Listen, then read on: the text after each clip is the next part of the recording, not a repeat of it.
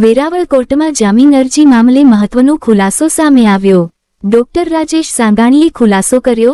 તેમના દ્વારા માત્ર દર્દીની અગાઉથી શરૂ રહેલી દવાઓ અંગે સલાહ અને સર્ટિફિકેટ આપવામાં આવ્યું હતું। આ મામલે ડોક્ટરના ખુલાસાથી હવે સમગ્ર પ્રકરણમાં શું થાય તે જોવું રહ્યું। રિપોર્ટ પ્રતાપસિંહ સોદિયા। ડોક્ટર રાજેશ સાંગાણી, કેશોદ। હવે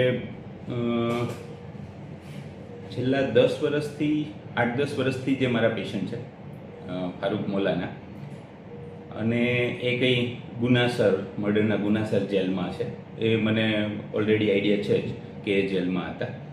અને એ સમય દરમિયાન 19/6 એમના સગા અને એમના એડવોકેટ મારી પાસે આવ્યા કે આ ફારૂકભાઈને કેટલા રોગ છે। એટલે હું ફારૂકભાઈને ડાયાબિટીસ છે, 2 હાર્ટ એટેક આવેલો છે, પેરાલિસિસનો એટેક આવેલો છે, કિડની નબળી છે, બીપીની તકલીફ છે। આ બધી તકલીફો છે ને આટલા બધા વર્ષોથી એની રેગ્યુલર ફાઇલ એની છેલ્લા 8-10 વર્ષથી મારી પાસે ચાલુ છે।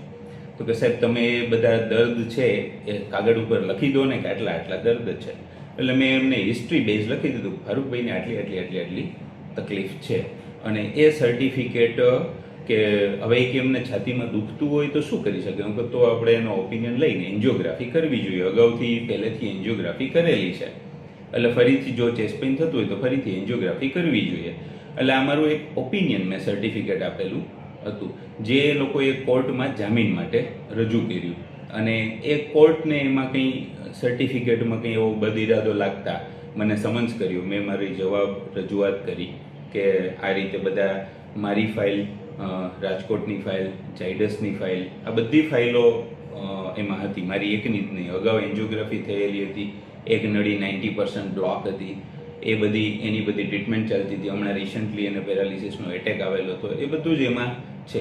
એટલે કોઈ દર્દીને તપાસવાનો તો સવાલ જ નથી, કારણ કે દર્દી તો જેલમાં જ હતું, પણ આ એક ઓપિનિયન કે આટલા દર્દીને કે મારી પાસે આવ્યા કે કેટલા રોગ છે, એ રોગની મેં એને યાદીનું એક સર્ટિફિકેટ આપ્યું છે।